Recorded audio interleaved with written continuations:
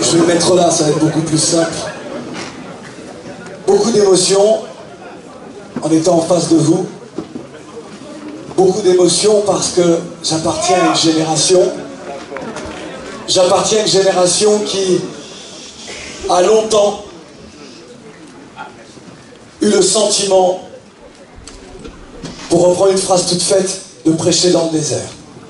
C'est-à-dire que les combats qui étaient les nôtres, légitimes, la colère qui était la nôtre, et qui est toujours la nôtre encore un peu aujourd'hui, légitime là encore, eh bien n'avait pas d'écho.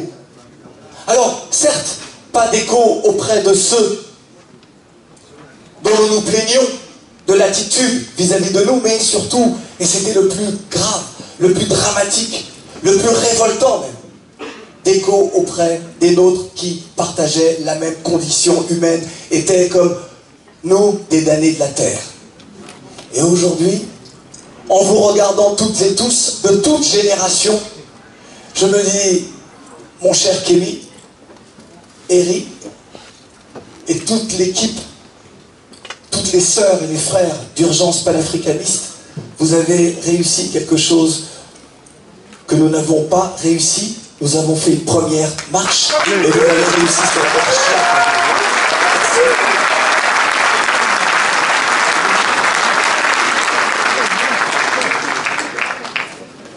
Tout à l'heure, le professeur, et merci d'avoir été technique, historique également, d'avoir rappelé les réalités de l'Afrique, les réalités de ce monde.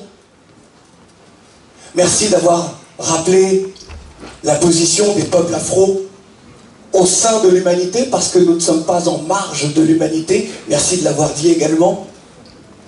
Mais finalement, est-ce que l'on peut aujourd'hui se satisfaire du fait d'avoir été les premiers? Non. Est-ce qu'aujourd'hui, nous pouvons juste construire notre présent, l'avenir de nos enfants et des générations futures, en arrivant juste à se satisfaire de ce que nos ancêtres et aïeux ont bâti? Non. Aujourd'hui, il est important d'être conscient de ce qu'est ce monde. Et je vais essayer, de façon peut-être très dispersée, en prenant plusieurs épisodes, mais j'espère que ce puzzle-là, vous pourrez le reconstituer pour également être dans le même élan qui est le nôtre qui nous réunit aujourd'hui, c'est-à-dire mettre un terme à une monnaie, signer son acte de décès, mais qui en fin de compte, ce franc CFA, n'est qu'un élément d'un immense océan de résidus nocifs de la période esclavagiste et colonialiste. Cette multinationale occidentale, française en particulier, veut son bout d'Afrique. Pas n'importe quel bout d'Afrique, l'Afrique francophone. Pourquoi l'Afrique francophone? Pourquoi est-ce qu'ils ne veulent pas juste commercer avec les Sud-Africains, avec les Nigérians, avec les Ghanéens, ce qu'ils font, mais en négociant d'égal à égal? Lorsqu'ils veulent leur bout d'Afrique, ils veulent cette Afrique francophone qui, depuis 1960, 57 ans d'indépendance. Quelle indépendance? 57 ans à regarder finalement ces pays-là ne rien faire, ne rien bâtir, ne rien construire, et juste essayer pour certains au pouvoir de se maintenir. Alors que nous disons depuis des décennies, s'unir pour bâtir, c'est grandir ensemble. Et c'est ce que cherchent les populations, et c'est ce que veulent les peuples d'Afrique et les peuples des diasporas également. Parce que tant que l'Afrique sera humiliée, tant que l'Afrique ne sera pas forte, tous les peuples afro du monde seront humiliés là où ils sont, quelle que soit leur condition sociale. C'est ça. Je ne sais pas si vous vous souvenez de cette chanson de Tonton David qui disait « Il est important que l'Afrique soit forte, tous pour un même but, voilà notre force. » Yes. La génération consciente. La génération consciente, effectivement. On pourrait continuer, et nous savons ce que nous pouvons reprocher à l'ancienne puissance coloniale. Nous savons ce que nous pouvons reprocher aux puissances occidentales et américaines. On a cité tout à l'heure quelques grands noms. On n'a pas cité Thomas Sankara, qui disait qu'il n'est pas nécessaire de rembourser la dette, parce que la dette est inique.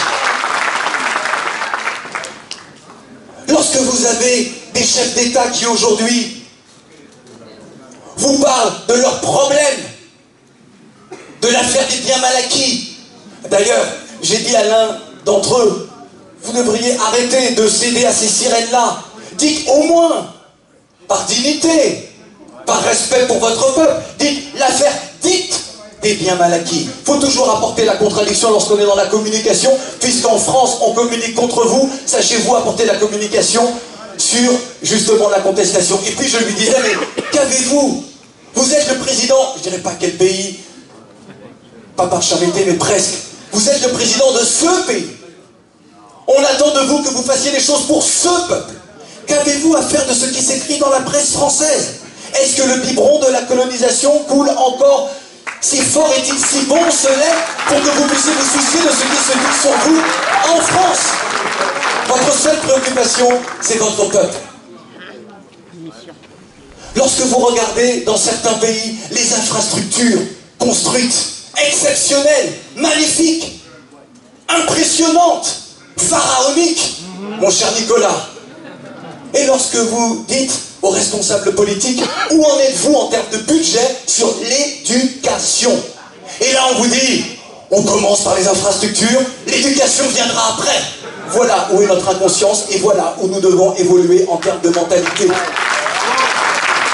Lorsque des responsables politiques ne comprennent pas que l'éducation permet de créer de la richesse.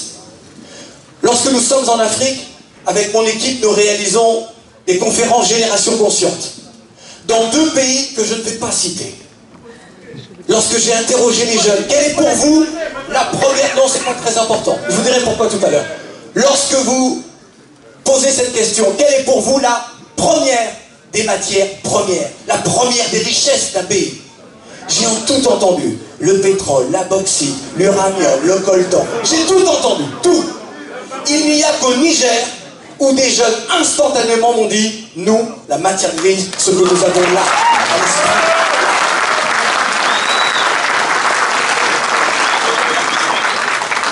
Le franc CFA, oui, est une monnaie coloniale. Oui, c'est une monnaie d'oppression. Oui, c'est une monnaie qui a permis à la France de poursuivre une forme de colonisation.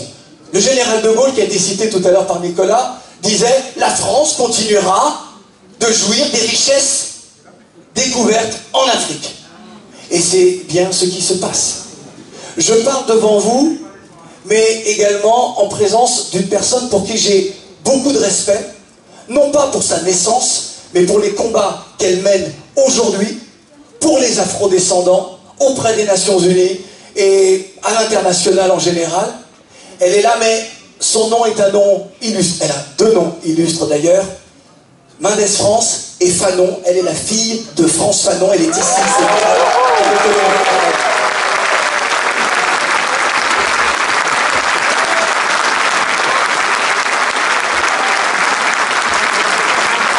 Je pense qu'elle prendra la parole tout à l'heure avec Alain. Mireille n'est pas qu'une fille de... C'est avant tout une militante et c'est pour ça qu'elle est là et au premier rang. Oui, le franc CFA est une monnaie qui oppresse. Que pouvons-nous faire? Et là, je vais vous prendre un exemple concret. Imaginez que quelqu'un construise une maison. Cette maison symbolise un système économique, mondial, politique, mondial, créé par les Occidentaux. Imaginez que quelqu'un construise sa maison et vous invite dans cette maison. On ne vous invite jamais pour rien dans une maison. Ou c'est parce que vous êtes un ami, ou parce qu'on a quelque chose à vous demander, ou parce que vous êtes un membre de la famille. En ce qui concerne, dans cet ordre mondial, l'Africain n'est pas tout à fait le membre de la famille de l'occidental, sinon ça se saurait. Je ne serais pas, moi, descendant d'esclaves et esclavagisé par ses ancêtres. Si nous étions amis, dans la maison, il y aurait égalité. On partagerait tout. On ne mangerait pas à la cuisine, mais bien dans la salle à manger, avec les couverts en argent. Cette maison-là, c'est le système monétaire mondial. Le franc CFA, c'est la monnaie utilisée par ceux qui mangent dans la cuisine.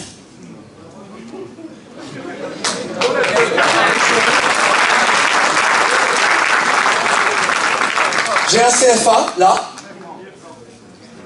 et j'ai un billet de Monopoly.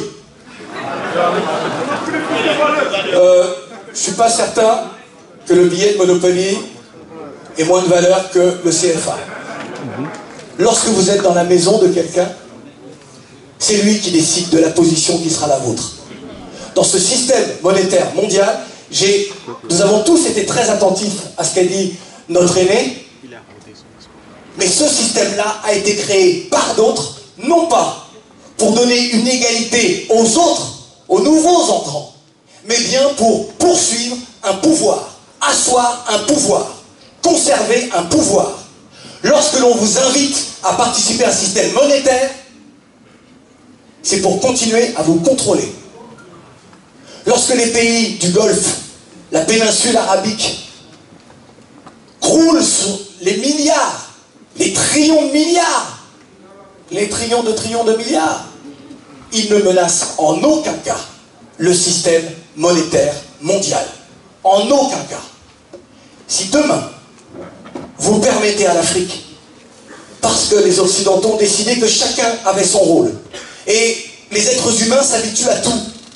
Les dominants sont des dominants, et ils trouvent normal d'être des dominants.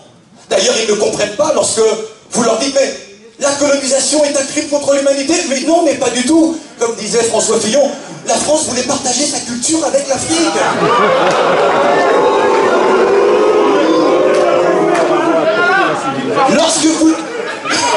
Lorsque vous leur dites que l'esclavage est un crime contre l'humanité, la France, par la loi du 10 mai 2001, reconnaît que la traite négrière et l'esclavage sont des crimes contre l'humanité, mais ne reconnaît pas, dans ce texte, l'avoir perpétré. Quelle hypocrisie! Alors que les preuves vivantes de l'esclavage sont bien sur cette terre-là. Donc, en ce qui concerne ce système monétaire international, il ne peut pas donner d'égalité à l'Afrique. Les Africains ont une terre, et cette terre-là est un des greniers du monde.